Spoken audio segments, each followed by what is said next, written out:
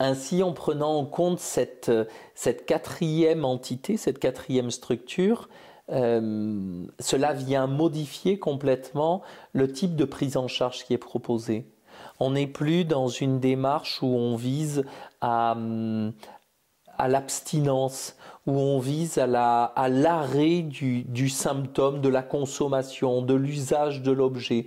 On est davantage dans un travail autour du corporel, autour du sensoriel, un travail qui se passe de mots, un travail qui n'est pas axé sur la volonté, sur le contrôle, sur la tentative de tenir face à ces pulsions, à ces marées qui pousseraient à la consommation, qui pousseraient à l'usage d'une substance, d'un produit ou d'une situation.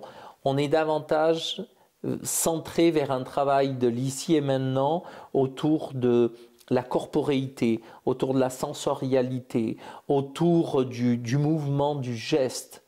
On n'est plus dans un travail avec le langage, dans une recherche causale de ce qui pourrait avoir amené l'addiction.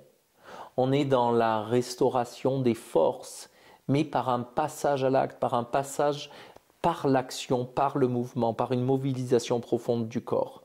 Le grand changement est aussi la nécessité d'un travail relationnel avec le praticien.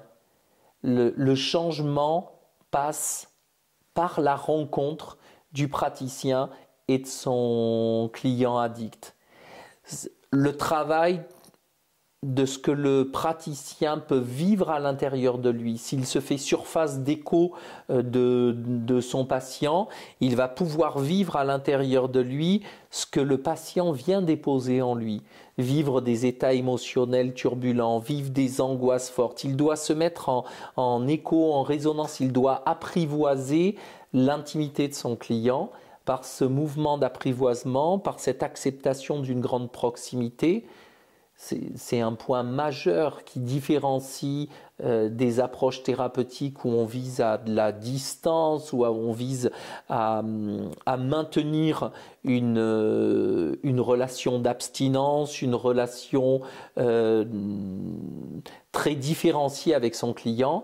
Dans cette approche, on est beaucoup plus proche du client pour le rencontrer dans son vécu émotionnel, dans son intime, comme on pourrait accompagner, et comme cela se fait par exemple avec les nourrissons.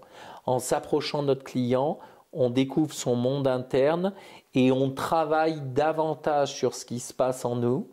En travaillant sur ce qui se passe en nous, on va réinjecter de la transformation, de la régulation émotionnelle.